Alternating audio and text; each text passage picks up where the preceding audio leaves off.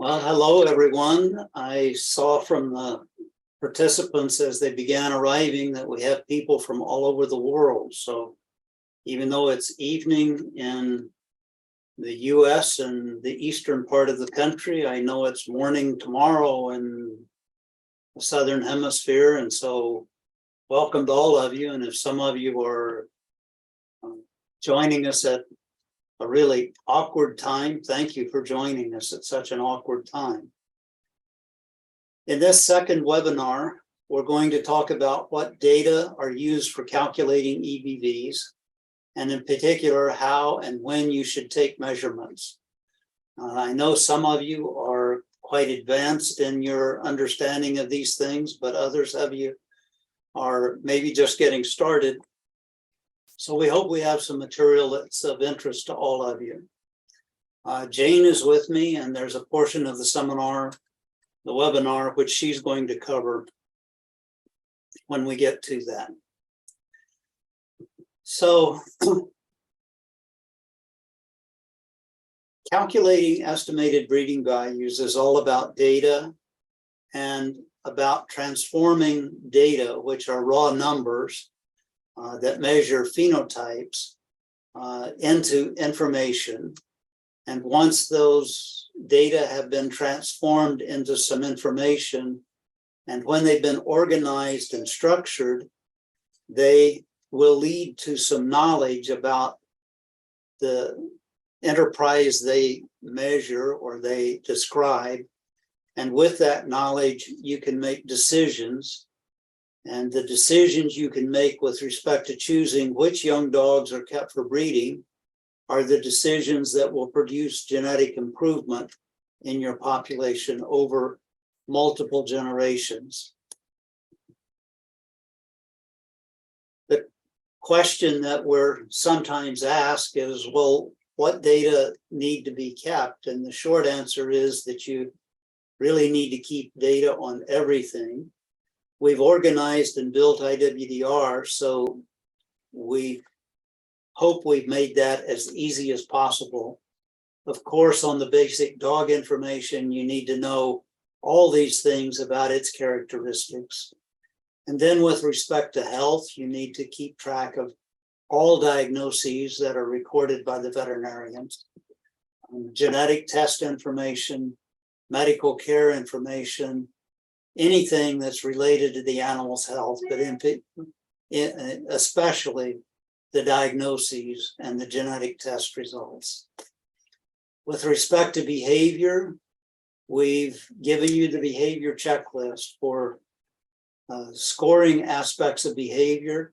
The same instrument can be used from puppy testing, which you might do at 2 months of age, through all the testing times that typically are used in the guide and service dog world, probably in the scent detection dog world as well. Typically when pups are 4, 8, 12 months of age, and then when they begin to come in ready to start their training. So the behavior checklist is a uniform way of scoring and capturing information about aspects of behavior. Then you need also to keep performance information on behavior. And an interesting one listed here last is reaction to thunderstorms. Turns out that, at least in some data, has been shown to be highly heritable, but often it doesn't manifest itself until after 3 years of age. Then you also need to keep track of status changes over time, dates when training happens, when it starts and when it stops. If training ends for some reason, for what reasons did it end? And then with respect to reproduction, you need to keep track of all the information about aspects of reproduction. And for all these things, IWDR has given you lots of tools for tracking data on everything. What do we use the data for when we capture all that data? Well, we use it to calculate estimated breeding values. Particularly, we want data on what we call the goal traits, those things that determine whether a dog is successful or not in the enterprise that you are raising the dog or training the dog to perform. Usable data, the data have to be accurate and have to be sufficient. The data on goal traits need to come from all or most relatives, and the pedigree needs to tie the data together. That's what describes the relationships between parents and offspring, between full sibs, half sibs, more distant relatives like aunts and uncles, grandparents, and so forth. Of course, the data these days have to be electronically stored, and they need to be structured in a relational database, which is what IWDR does for you.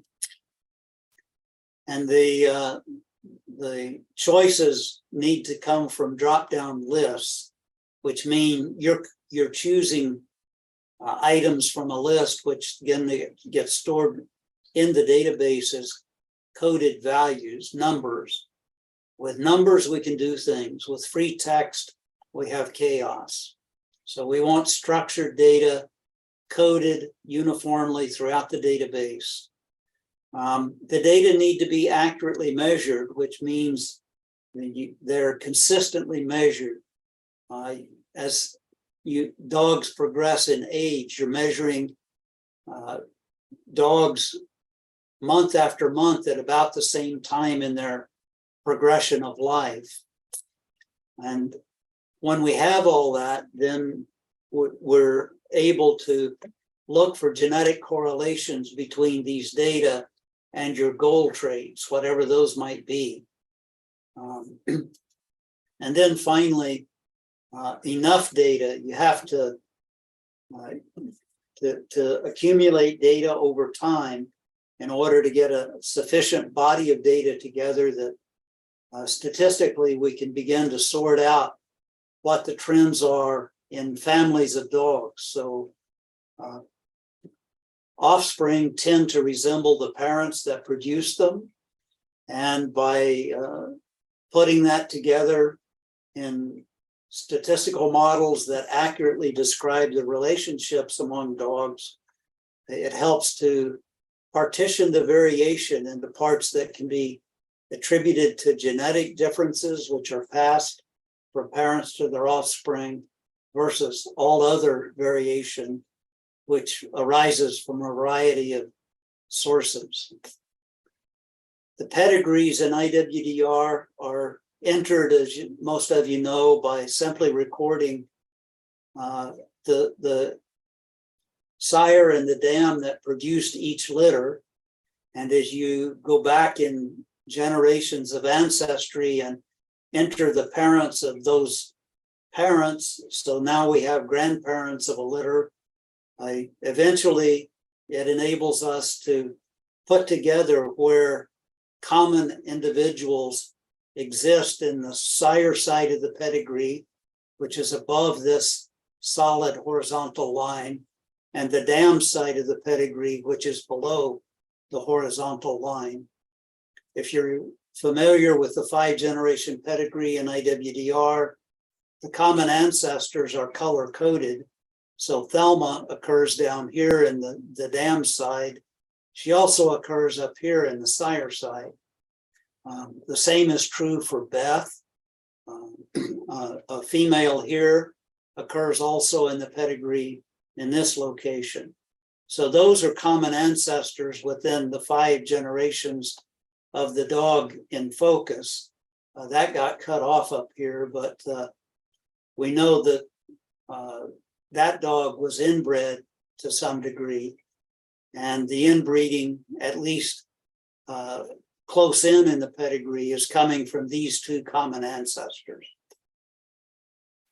A more detailed pedigree looks something like that, but the pedigrees are absolutely essential for calculating the estimated breeding values, and having the pedigrees accurately recorded in IWDR is what makes the accuracy of the pedigrees, or the accuracy of the estimated breeding values, what they are.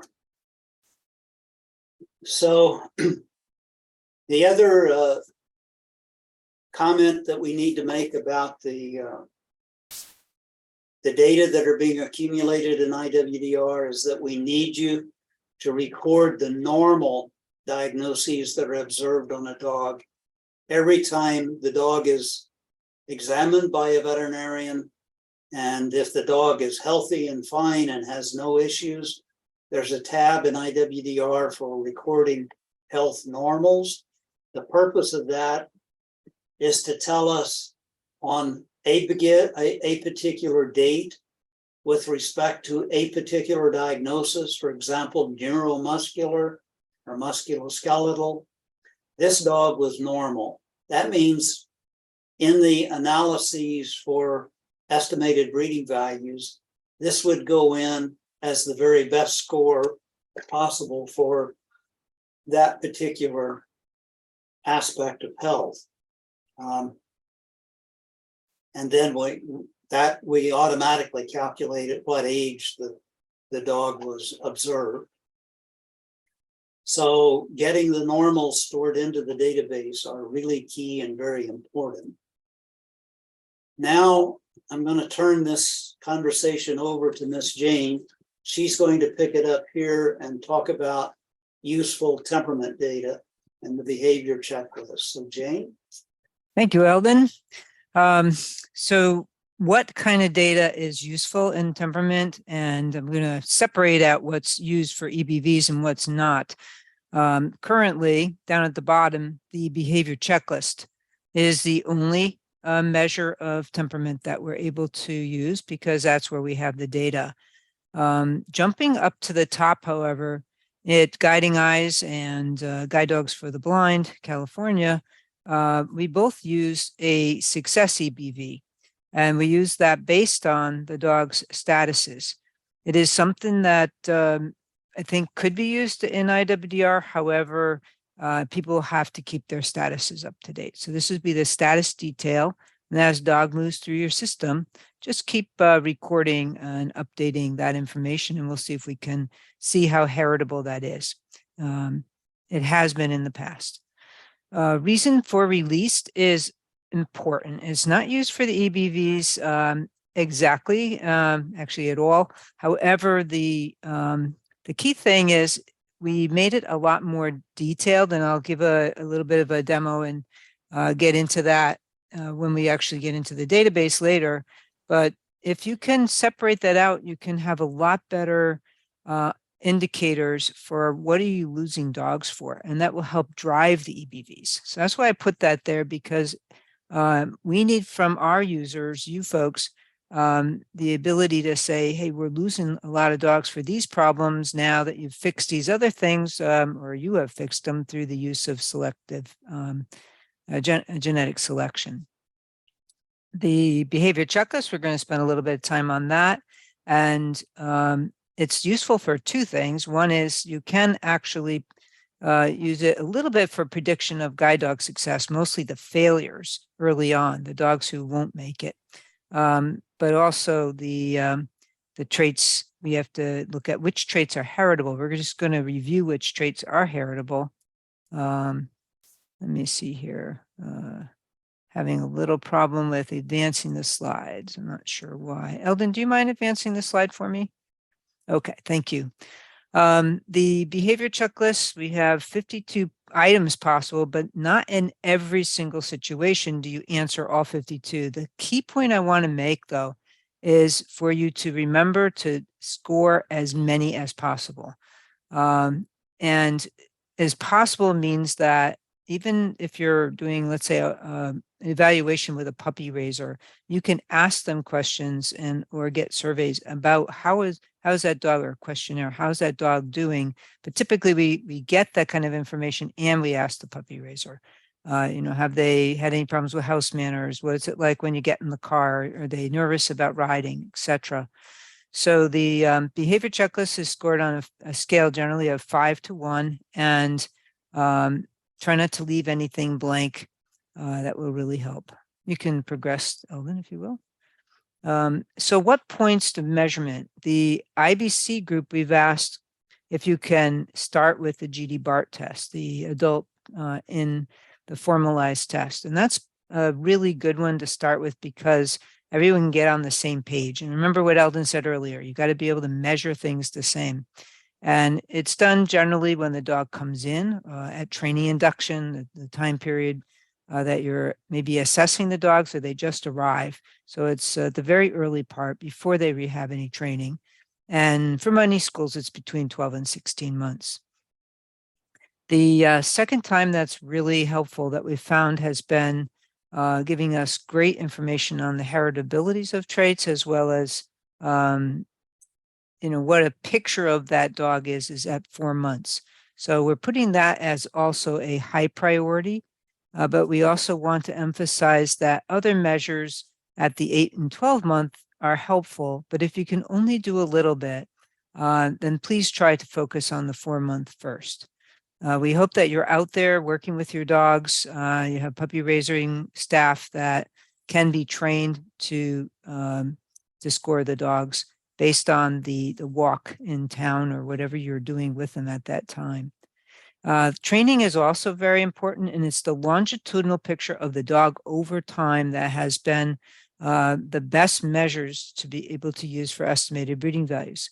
As we all know, the GD-BART test doesn't have any traffic running through it, and there's things that even with the dog distraction, it doesn't always give you the picture of all the dog distraction issues that you may come across. So by having repeated measures of different time periods, the dogs in different situations, we get a much better picture of the dog. So please try to get at least halfway through training, and it's very helpful to get the last, whether it's graduated or the dog failed at whatever point.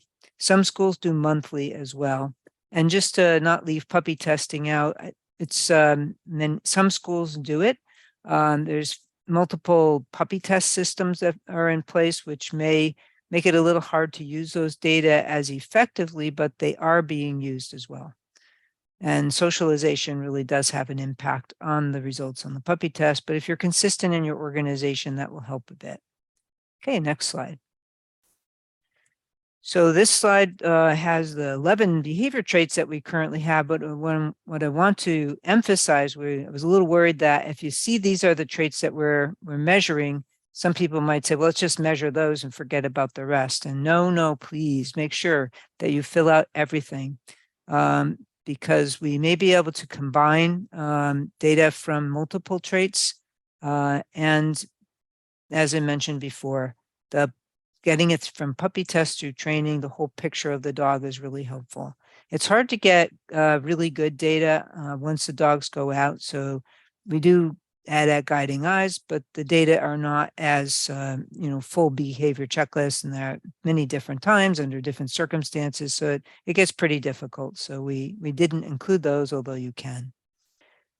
We have these views now in IWDR. I can show you where to find them in the demo. And you'll notice that at each point on the scale, so we have them alphabetically: adaptability, chase, composure, distraction, dog issue, environmental soundness, heights, manners, touch sensitivity, and resource guarding.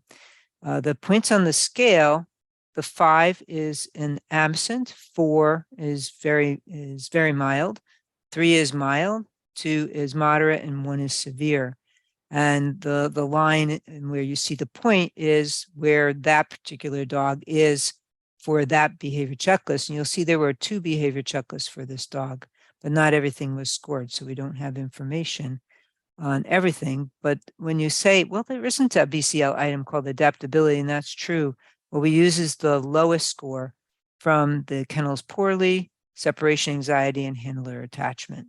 And that would be true of each one, as you can follow through and see what is actually being used here. Those are not used as such for EBVs at this point in time. We would need a lot more data to be perhaps looking at having the EBVs be just the items at the top that take into account the lowest scores of those groupings. But that's, again, the reason why we want you to get a lot of data. The latest BCL is shown, and actually the litter average as well, which is kind of helpful if you're wanting to see, what runs in the family. Okay, next slide. So what are we working on next? We want to provide a EBV for adaptability. Kennels poorly and separation anxiety were genetically correlated. We've got to do a little work to see how we're going to address that. And I'm not sure exactly when we'll be able to make that available, but the next one would be also thunderstorm fear, but we need a lot of data, and we'll go through that in a moment when we get to health, getting surveys on the dogs. So go to the next. Is in the future, as I mentioned just a moment ago on the last slide, we may be able to combine traits into groupings, and that would be potentially giving you an easier view of the dog's genetic merit into these particular groupings, that if they are heritable enough. And this is information on where to find how to run the tests. To access the information on doing behavior assessments, go to www.iwdr.org. Once there, go to resources and click on behavior testing. In here, you'll find a menu that has the GD BART information. That is the adult dog test that is used heavily by the IBC group, but also other organizations that produce guide and service dogs across the world. The test is something that's somewhat simple to run in the sense of the materials that you need, and it's a formalized test that is a consistent means to gather data from different organizations in a similar way. It's important to run the test the same as the instructions, so go to how to run the test, where you'll find step-by-step instructions as well as video examples of how to actually do each part of the test, along with notes and modifications for situations where the dog may or may not be responding as you expected. You would click to download the table. That way you have a printout of it, and there's other information about how to set up the room and what materials that you may want to get. The test procedure is also in the text format with each of the instructions available as a download. The second assessment information we have is on puppy testing. It runs the same in the sense of the materials that we have provided you with, the room setup, the actual step-by-step examples, and the examples of an entire puppy test, not each situation only.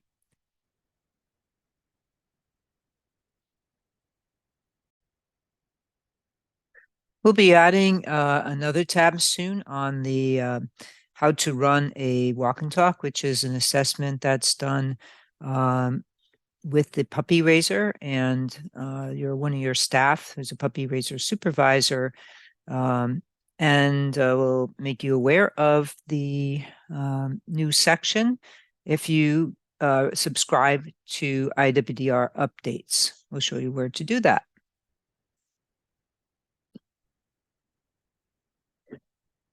So to sign up, you want to go back to the home page. And once there's a tab that says, or button that says subscribe to IWDR updates.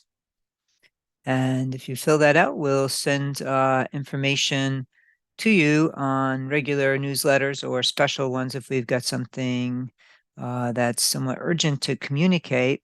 And just simply fill out your first name, last name, email address, and where you work. If you are not affiliated with a guide dog organization, that's okay. We still welcome anyone to get the IWDR updates. And click subscribe, and you'll be on the list for the next update.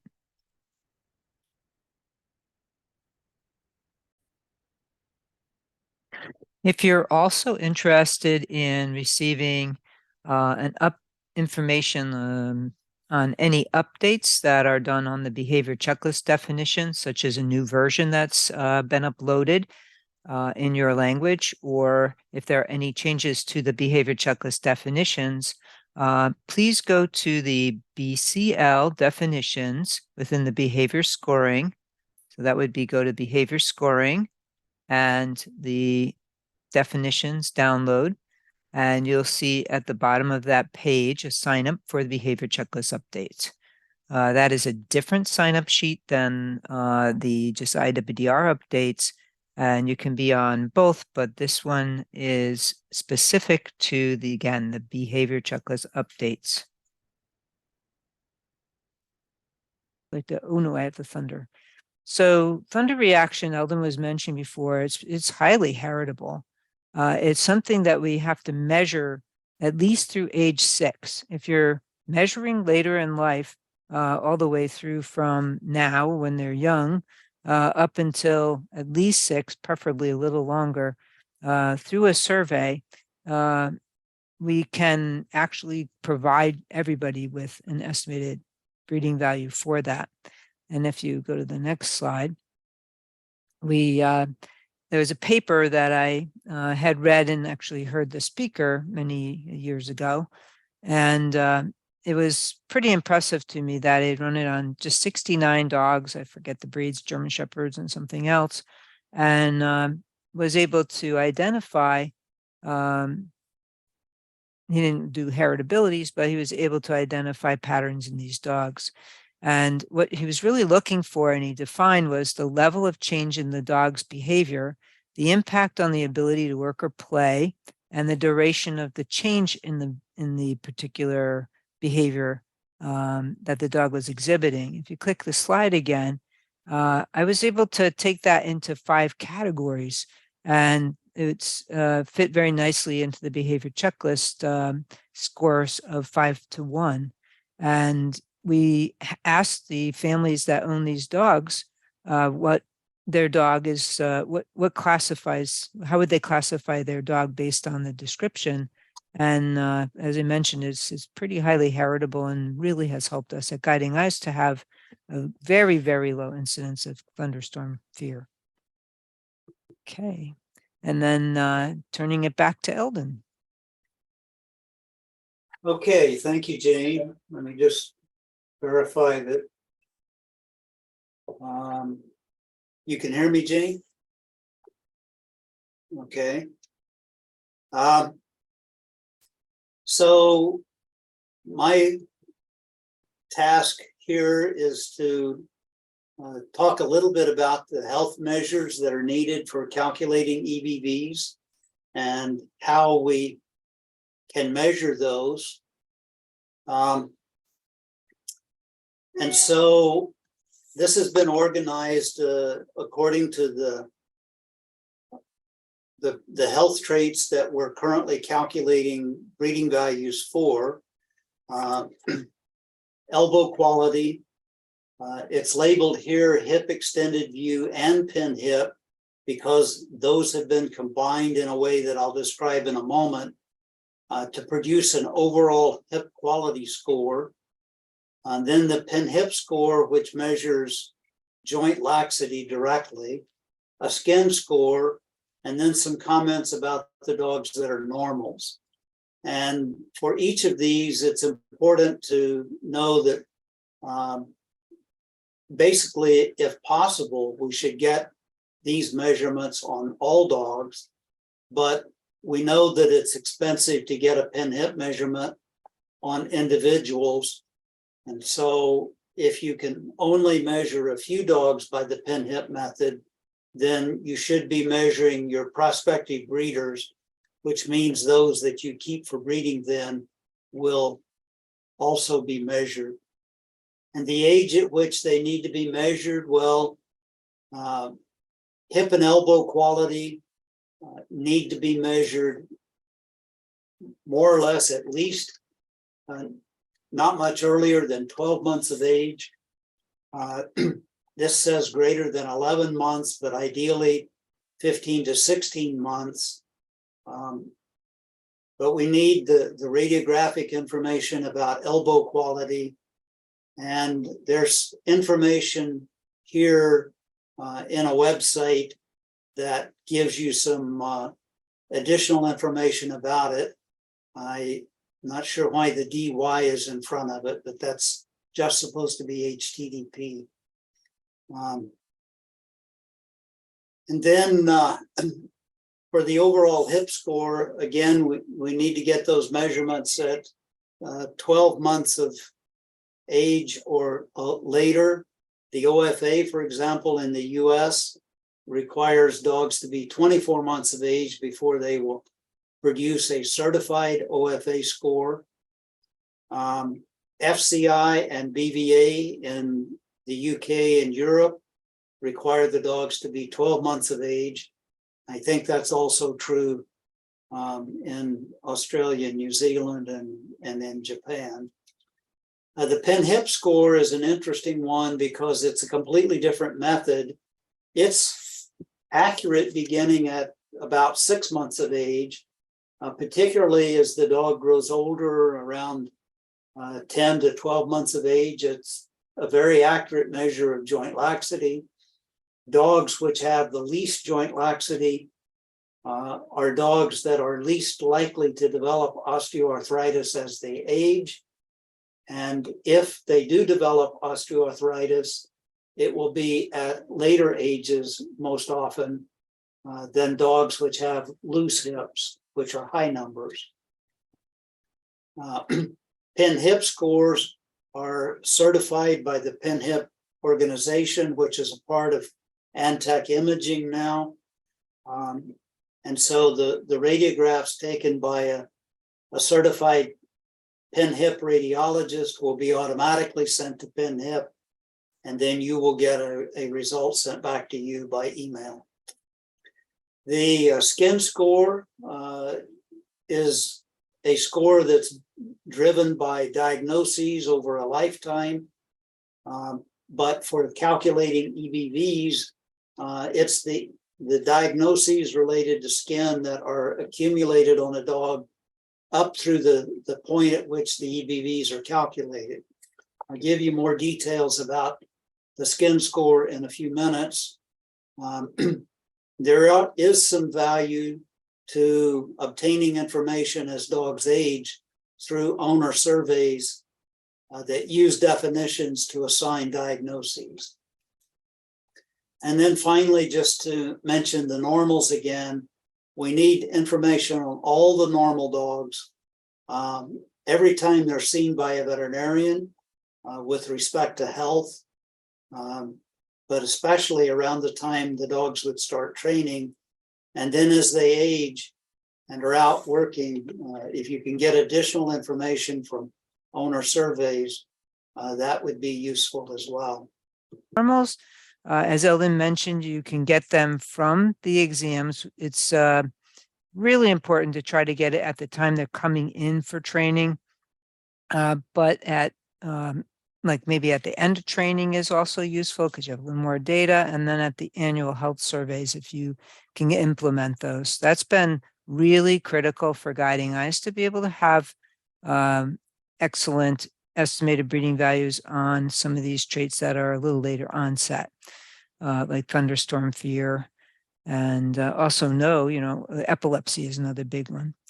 So how you fill it out is, this is the date, of course, when it's examined, when the dog's examined, or when the health survey came in. The veterinarian, please don't use veterinarians like staff vet. Put the veterinarian's name in, and you type in the name, and if you find them, great. If you don't find them, then you then should do an add new and add them in. So when you do your add new, you have to pick veterinarian because we want to classify the person as that. And if it's a vet hospital, you just put in the name of the vet hospital. If it's an actual person that works at your organization as a veterinarian or an individual vet and not a hospital, then you can, of course, put in their first and last name. Now, over here, if the data came from a health survey, you would click that, and it's just an indicator that the owner filled that out. And that's maybe not quite as accurate as if the veterinarian or veterinary staff are entering this information from the veterinarian's exam. If during the time there was an ear infection, just unclick the skin ears. A lot of people ask the question, what happens if the dog gets an ear infection a month later? It's no problem when the EBVs are calculating, it's taking those lowest scores, as Elvin told you. So you just go ahead and save it. It will save a bunch of diagnoses for everything that's clicked. It'll be normal for each of these categories. So what are the heritabilities of the 4 health traits that we are now calculating EBVs for? The heritabilities are in this first 3 columns of this table for Labradors, Goldens, and German Shepherds. The skin score is very useful for making genetic improvement in overall skin quality, it would seem, with 35, 44, or 27% of the variation among dogs being variation that parents will pass to their offspring. So a trait that's moderately heritable and should respond to selection and I'll talk more about some details when I look at a later slide in just a moment about skin score. The overall hip score, another highly heritable trait at 48% in the Labradors, 43% in the Goldens, 52% in the German Shepherds.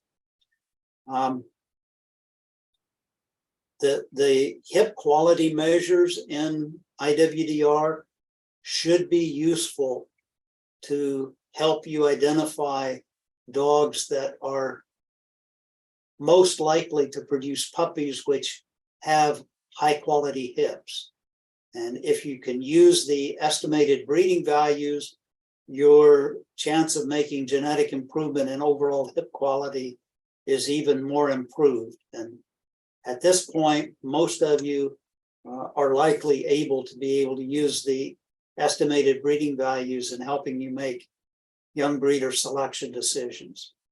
The same is true for the pin hip score, a highly heritable measure of joint quality. I know, though, that most of you don't have pin hip scores on lots of dogs, although some of you do. And I'll describe for you in a moment how I've combined the pin hip score information along with some extended view score information to produce this overall hip score. And then elbow quality, nicely heritable. It should be possible to make genetic improvement in all 3 breeds. And if you're interested, the last 3 columns over here give you a feel for the amount of information that was available for estimating these heritabilities. Smaller numbers, such as the 0.02s on all the Labradors, or on 3 of them, means that a lot of information was available for estimating this 0.35 heritability for skin score. So what traits are we planned to look at next? And it's really important to just say that before we can really begin looking at these, we need sufficient data on all of these. And it's possible that some of you may be in organizations where none of these are a problem, but something else is a problem. So if that's true, just tell us in the chat, what is the next health condition that's most a problem for you if it's not on this list? We're hearing from some of the IWDR users that some are beginning to see an increase in what might be epilepsy of some form. There are many forms of epilepsy, and so much needs to be learned about individual cases before we know whether or not it's something caused by things that dogs have encountered in their environments, or if it's a genetic form of epilepsy that we need to calculate a breeding value for and begin identifying families that are least likely to produce puppies exhibiting this trait. Recessed vulva, we've got pretty good information in IWDR. It's measured as either, or recorded as either a normal vulva or a not normal vulva.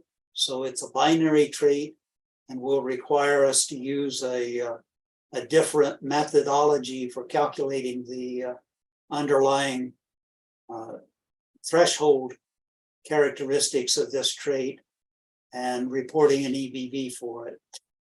Hemangiosarcoma, a very nasty form of cancer in dogs that get it. Some groups and breeding colonies are seeing dogs afflicted with hemangiosarcoma at younger ages and in more increasing numbers. So we may need to start trying to look for a way to segregate the population into families that are least likely to produce puppies and that are predisposed to developing this condition. And then additional priorities beyond that are things like entropion and soft trachea. But when we looked at all the numbers, none of these accounted for large percentages of the population compared with the ones that we're already calculating breeding values for. So when we put these data through our genetic analysis, this slide probably should have been labeled as additional sources of variation considered when we partition the variation observed in phenotypes into parts that are attributable to other things. The other things we consider are the sex of the dog, the age of the dog in days when its phenotype was measured, and its inbreeding level. So that's, of course, determined by the mating choices you make when you choose a male to be the father of a litter of puppies that's going to be produced by the female that you have in your colony. So those are the terms that are included in the model. And then there's the possibility of getting information from health surveys through lifetime. Guiding Eyes for a long time has successfully used SurveyMonkey as a tool for contacting the people who have adopted dogs, either dogs that have not worked as guides or dogs that have been rejected for other reasons. Well, they wouldn't work as a guide if they had a health reason, which could have removed them from the program. So dogs that were adopted by others and raised as pets are still a source of good information about long-term health issues in the dog. So these health surveys throughout lifetime are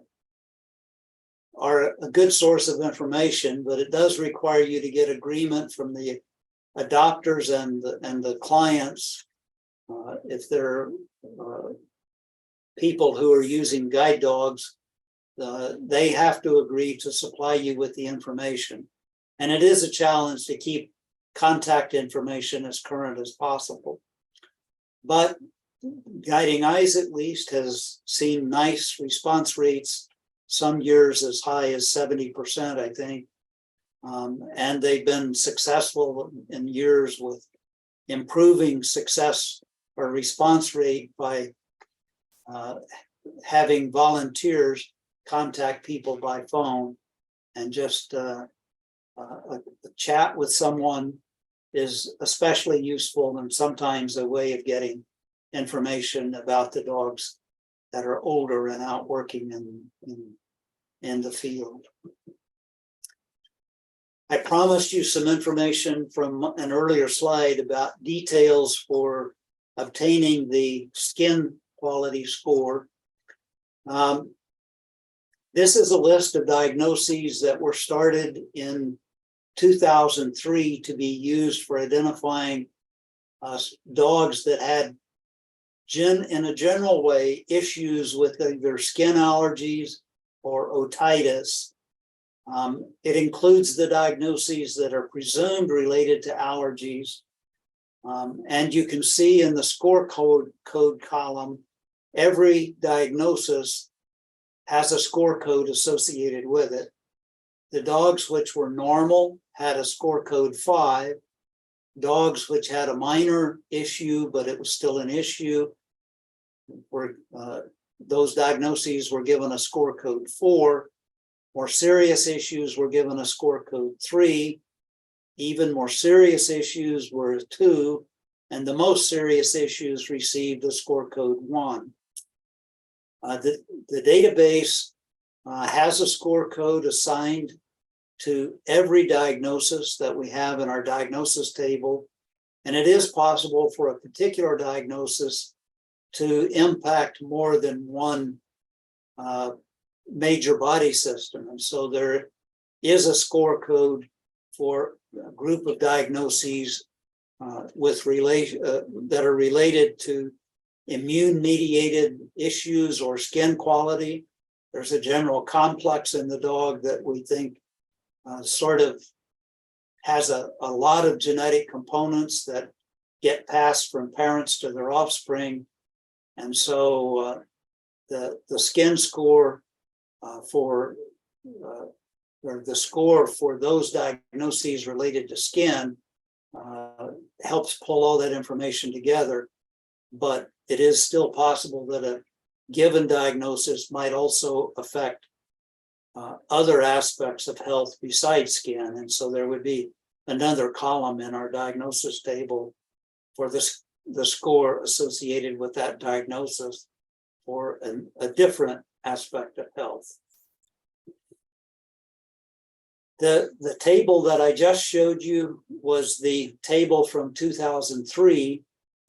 As time has passed and knowledge has accumulated, this list of diagnoses that are now amalgamated to create the skin score code are shown in this table as 42 different diagnoses that in some way we believe are related to overall skin health and skin quality.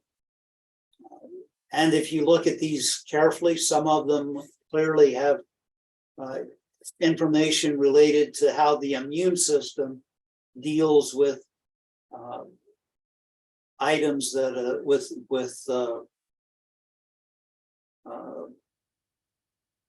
the word I'm looking for, how the immune system deals with invasion of entities that are foreign bodies. So the things that are a score code 4, well, dermatitis unspecified, if it happens once, okay, we need to know about it, but probably not a big deal. Staph dermatitis, again, maybe not a big deal if it happens one time, and so forth as you go down through this list. And part of the issue is, does it happen once? If it happens multiple times, we get over here to these that are given a score code 1. Atopic dermatitis based on clinical signs with skin allergy, allergic inhalant dermatitis, or acute moist dermatitis, hot spot, suspected allergy caused.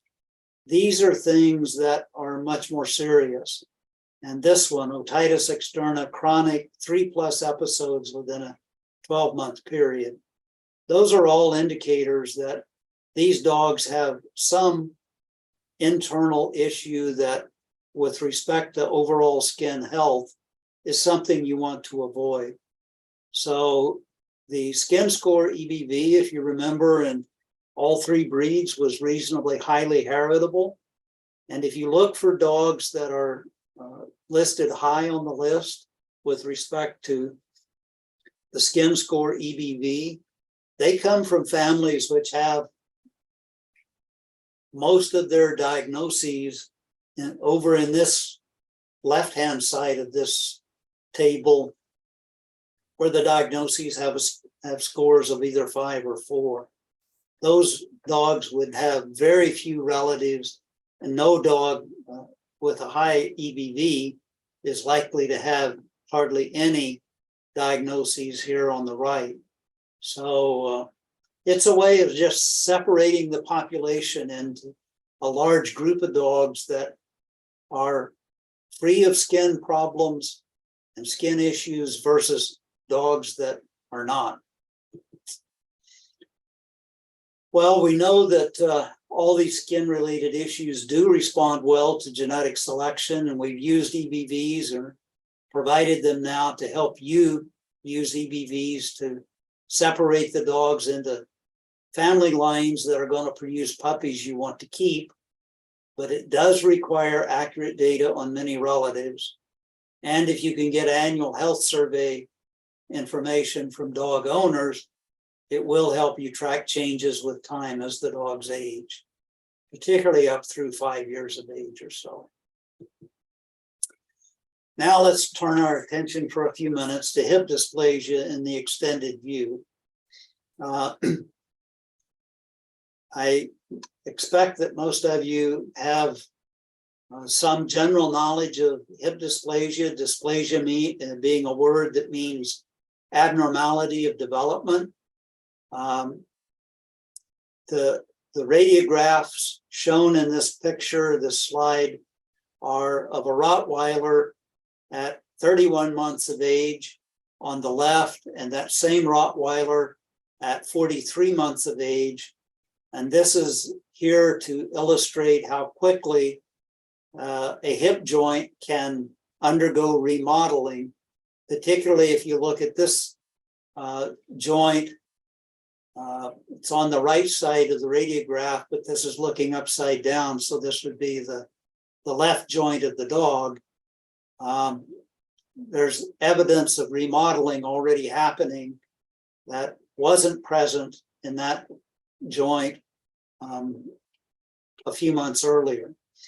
So radiographs taken in this position are in the extended view scored by the OFA in the US, or the FCI in Europe, or the BVA in Australia, the UK and Japan, or by SV in Germany, and by others, some of whom are providing data into our database. So the extended view is the most common piece of information available about hip quality. It does provide some reliable information about osteoarthritic change in hip joint formation, but it's not so good in giving you information about passive joint laxity. And passive joint laxity in a young dog is the entity that, as the dog ages, often leads to the development of osteoarthritis. So dogs with tight hips, on average, develop osteoarthritic changes at later ages and to lesser severity than dogs with loose hips at young ages. So the extended view score does increase with accuracy, or increase inaccuracy with age. The OFA does require a dog to be 24 months of age before they will certify a score. In Europe, the FCI and the BVA will certify a dog at 12 months of age. If you only have the extended view score, then these recommendations are wise to follow, but we've given you now estimated breeding values. And so with estimated breeding values, you need to use those instead of the scores themselves. And so the estimated breeding value on overall hip score is an amalgamation of data from OFA score sources, FCI score sources, BVA scores, the German SV and German Shepherds, the Penn hip score, if we have it available. Whoops, I didn't mean to go that way. going the wrong way. Here we are, sorry. The PIN-HIP score, and in Europe, there's a measure called Visoni, which is similar to PIN-HIP, and we've got a few dogs in IWDR who have Visoni scores. So a HIP score quality, or a HIP quality score of 5 is a dog that has an OFA score of excellent, or an FCI score grade A, or a BVA score of 0 to 4, or a German SV score of normal, or it's a PIN-HIP score that's in the tightest 20% of all dogs with PIN-HIP scores of that breed, or a Visoni score that's in the tightest 20%. And then using that same methodology, scores from any of these schemes can be classified into one of these 5 classes: 5, 4, 3, 2, or 1.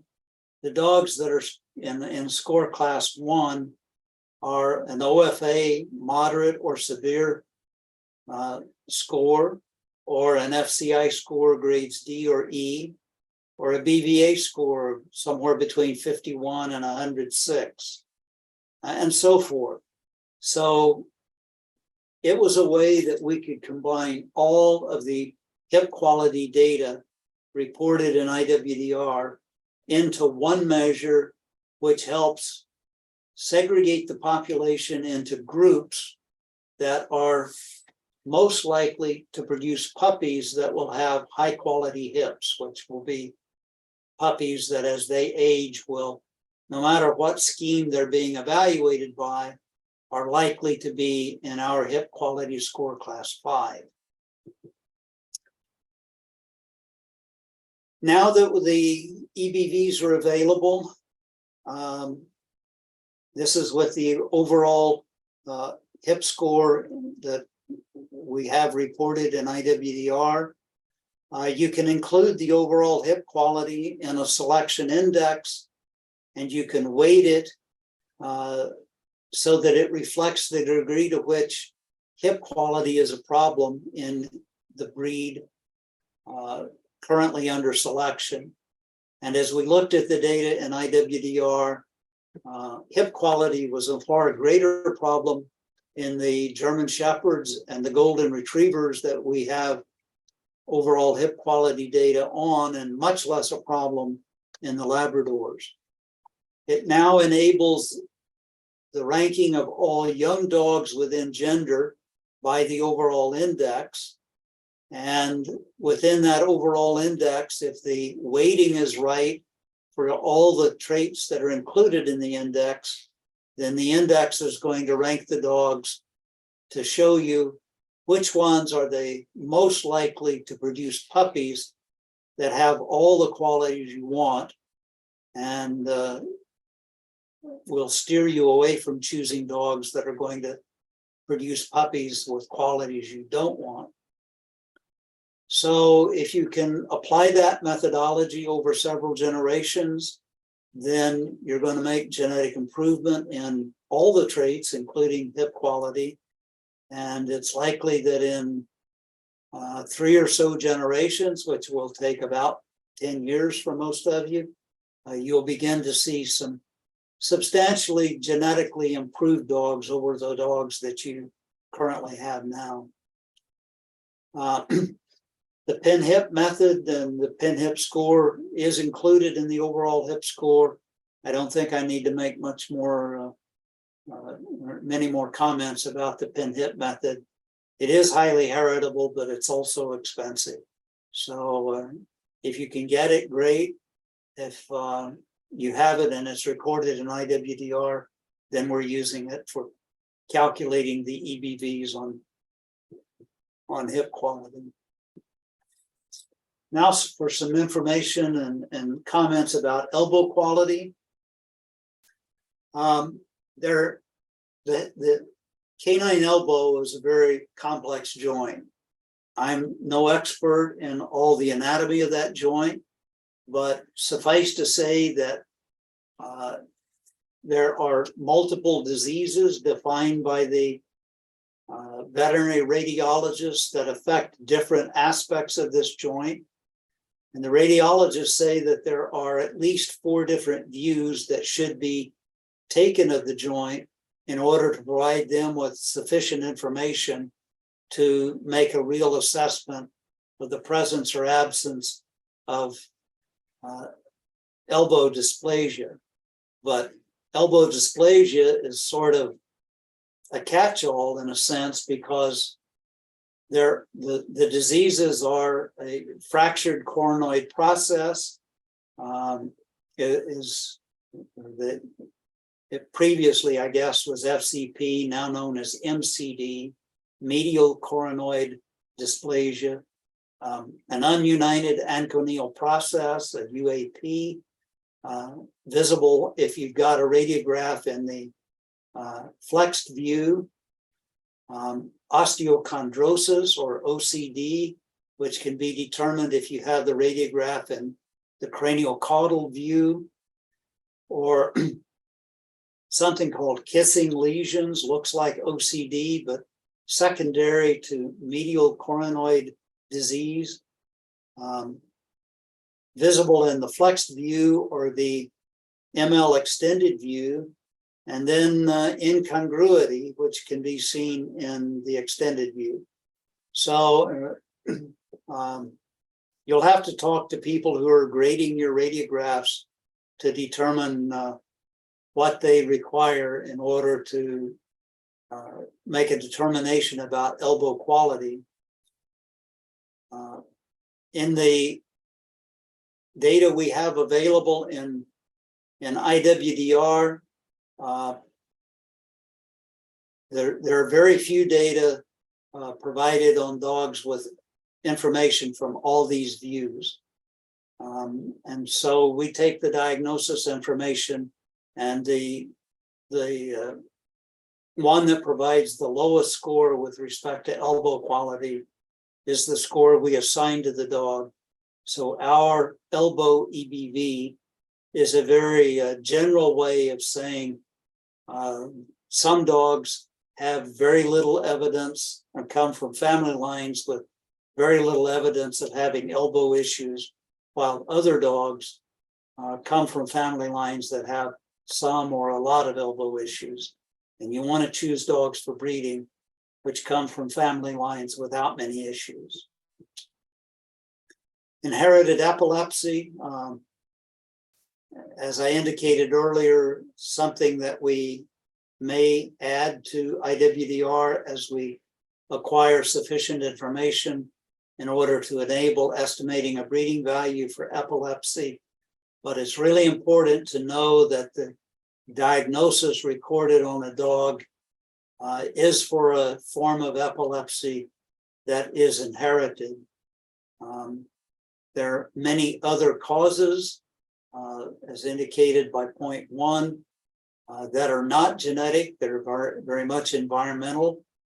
But if the dog is has recurring seizures, and it can be determined that it's likely the, I think it's known as the idiopathic form of epilepsy, then that's the form that we can apply some selection pressure against to reduce the incidence of it among puppies born in later generations. Tricuspid valve dysplasia, another condition that is an issue in some cases, requires an echocardiogram to be accurately assessed. It is highly heritable, but probably polygenic in the underlying genetics of the condition. And if it is a problem and you need to apply selection pressure, it does respond well to selection, but you particularly want to avoid keeping dogs for breeding, which themselves have evidence of having tricuspid valve dysplasia. So echocardiogramming all potential breeders and keep only dogs with normal hearts.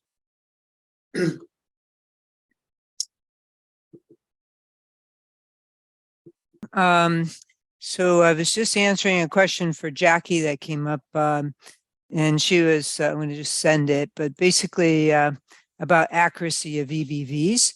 And that topic was covered last time, but we're also going to be picking that up next time. But I did pull up in IWDR, and I'm going to ask you, Eldon, if you stop sharing your screen, I can share mine. And there we go. And then I'll jump over to IWDR here. Let me just close the chat window for now. And so, Eldon, you may also want to comment on this, but what I wrote in the reply to everyone was that the accuracy increases as the dog has more data accumulating on it. And that would be data on the dog, its siblings and its close relatives, particularly, but also any of the relatives. The younger dogs, this is looking at a guiding eyes candidate. So this would be a puppy on puppy program, and they're in the 20s and 30s. And that's kind of normal. And what it's really telling you is that as more data come in on this dog or the relatives, it could change the EBV ranking. So if you have lower accuracy, it just means that you're going to end up maybe having some change, usually as you get to the point where you've done the screening. So like at guiding eyes, we were saying, well, the dog's hip x-rays don't come in until obviously we have them in training. And so as that litter gets old enough and the relatives are coming through from again, half sibs and so forth, we can pretty well count on that to be pretty accurate. If it's a hip measure and there is no data, and young puppy program, then you can say, well, we can't be absolutely sure of that.